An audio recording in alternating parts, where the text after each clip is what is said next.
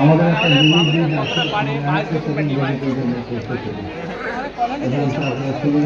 এগুলো পার্ক আমরা ডেভেলপ করছি, আমি কোনো রাস্তা ডেভেলপ করছি, আমি কোনো নিকাশি সিস্টেম এবং সর্ববৃহৎ যেটা করেছি যে পানীয় জলে মানুষের সার্ভিস ওয়াটারের কথা ছিল সেটা আমাদের কামারহাটি থেকে যে পাইপে করে জল থেকে তৈরি করেছি, যেটা এই অঞ্চলে মানুষের পরিষ্কৃত পানীয় জলে কোনো অসুবিধা হয়নি। তেমনি আবার পরিষ্কৃত পানীয় জল বিধাননগরের মানুষ পাচ্ছে, তেমনি কয়েকটা ওয়ার্ড আমাদের রাজ্যে জলের জন্য কাজ হচ্ছে প্রায় ৬৩ কোটি টাকা আমরা খরচ করে আমরা সেই জল প্রকল্প তৈরি করছি। কিছুদিনের মধ্যেই সেই জল আগের অঞ্চলে বিশেষ করে ২৮ নম্বর ওয়ার্ড, ৩৫, ৩৬ নম্বর ওয়ার্ড বিধাননগরে তারা জল পেয়েছে। ঈদের দিন আবার হচ্ছে, ঈদের সময় আমরা আপনারা জানেন মানুষকে বস্ত্র প্রদান করতে, বস্ত্র প্রদান মানুষকে বিশেষ করে গরিব